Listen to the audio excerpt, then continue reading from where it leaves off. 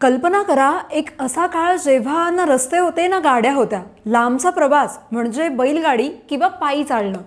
पण 16 एप्रिल 1853चा तो दिवस उजाडला आणि भारताच्या इतिहासाचं चक्रच बदललं. एका अजस्र लोखंडी राक्षसाला वाफेचे फुटके टाकत धावताना पाहून हजारो लोक भयभीत झाली होती. कुणी त्याला आगगाडी म्हटलं तर कुणी दैवी चमत्कार. आज आपण ज्या रेल्वेनं आरामात प्रवास करतो तिची पहिली चित्तथरारक सफर कशी होती? 3 इंजिनं, 400 प्रवासी आणि 21 तोफांची सलामी. काय होती भारतातल्या पहिल्या रेल्वेची ती रोमांचक गोष्ट सांगते व्हिडिओ शेवटपर्यंत पहा. नमस्कार, मी आकांक्षा आणि तुम्ही पाहताय लगाव बत्ती. आज आपण 16 एप्रिल हा दिवस भारतीय रेल्वे वाहतूक दिवस म्हणून साजरा करतो. आज या घटनेला 173 वर्ष पूर्ण झाली आहेत. पण 1853चा तो काळ जरा आठवून पहा. भारताचा नकाशा वेगळा होता. 1857चा उठाव अजून व्हायचा होता. झाशीची राणी आणि नानासाहेब पेशवे आपली संस्थानं वाचवण्यासाठी लढत होती. पुण्यात महात्मा फुलेंनी स्त्री शिक्षणाची मुहूर्तमेढ रोवली होती आणि अशा परिस्थितीत मुंबईच्या बोरीबंदर स्थानकावर एक अभूतपूर्व सोहळा रंगत होता. तो दिवस होता शनिवारचा.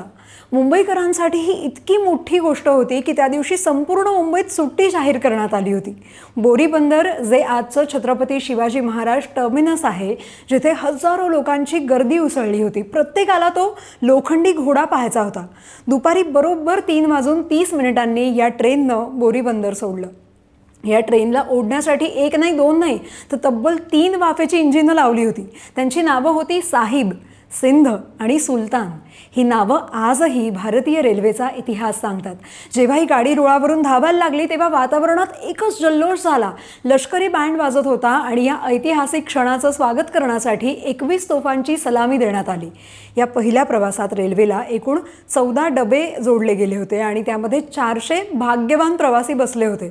पण हे सामान्य प्रवासी नव्हते, तर त्यात सरकारी अधिकारी, प्रतिष्ठित नागरिक आणि निमंत्रित पाहुणे होते. ही रेल्वे सुरू होण्यामागे ना एक खूप रंजक किस्सा सांगितला जातो.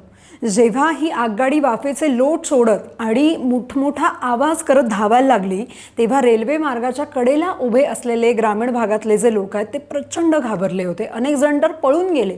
काहींना वाटलं की हे इंग्रजांनी आणलेलं एखादं भूत आहे जे धूर ओकत आहे. 21 तोफांची सलामी देण्यात आली तेव्हा सुद्धा तो भीषण आवाज आणि इंजिनची जी मोठी शिटी झाली ती ऐकून स्टेशनवर जमलेली निम्मी गर्दी सैरावैरा पळायला लागली. अनेकांना वाटलं की युद्ध सुरू झालं की काय. त्या गोंधळामुळे पोलिसांना लाठीमार करून गर्दी आवरण्याचं काम करावं लागलं होतं असंही सांगितलं जातं. इतकंच नाही तर सुरुवातीच्या काळात लोक ट्रेनमध्ये बसायला घाबरायचे. लोकांना रेल्वेकडे आकर्षित करण्यासाठी इंग्रजांनी एक शक्कल लढवली होती.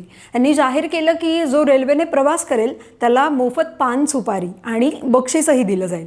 म्हणजे विचार करा, आज ज्या रेल्वेच्या तिकिटासाठी आपण धडपडतो तिथे सुरुवातीला लोकांना विनवणी करून करून बसवावं लागायचं.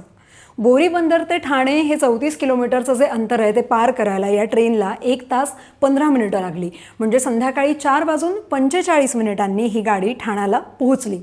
आज आपण हे अंतर लोकलनं 40-50 मिनिटात पार करतो, पण त्या काळी हा वेग म्हणजे एक चमत्कार होता.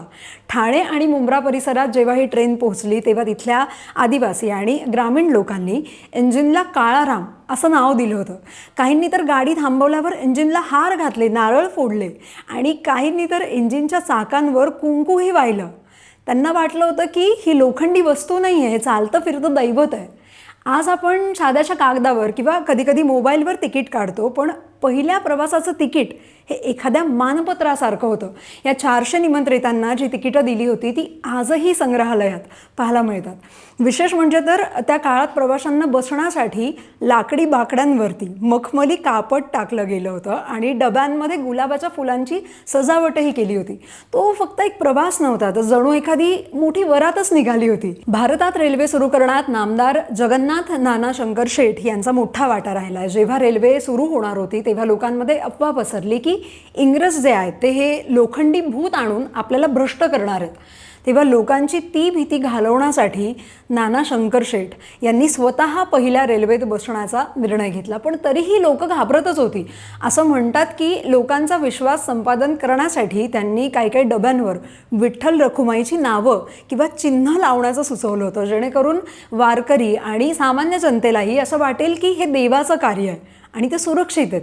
या रेल्वेच्या क्रांतीचं श्रेय जातं तत्कालीन गव्हर्नर जनरल लॉर्ड डलहौसी यांना, आणि ही ट्रेन चालवण्याचं काम केलं होतं ग्रेट इंडियन पेनिन्सुला रेल्वे अर्थात GIPR या खाजगी कंपनीनं. वास्तविक 1832 मध्येच रेल्वेचा आराखडा तयार होता, पण त्याला प्रत्यक्षात यायला चक्क 2 दशकं लागली. 1854 मध्ये जेव्हा हा मार्ग कल्याणपर्यंत वाढवला गेला तेव्हा ठाण्याच्या खाडीवर भारताचा पहिला रेल्वे पूल बांधला गेला, जो अभियांत्रिकीचा एक उत्तम नमुना होता.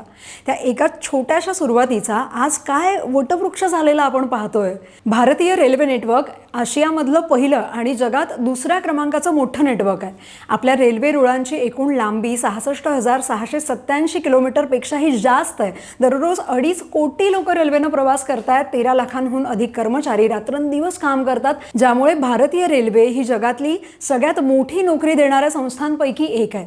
1853ची ती वाफेची इंजिनं आज वंदे भारत आणि बुलेट ट्रेनच्या युगात बदलली आहेत, पण आजही बऱ्याच जणांना बोरीबंदर ते ठाणे या मार्गावरून जाताना त्या पहिल्या रेल्वेची आठवण येतेच.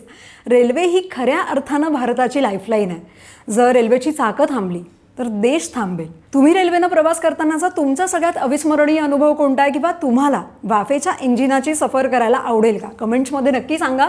ही माहिती आवडली असेल तर व्हिडिओला लाईक करा, शेअर करा आणि अशाच रंजक माहितीसाठी लगाव बत्तीला सबस्क्राईब करायला विसरू नका.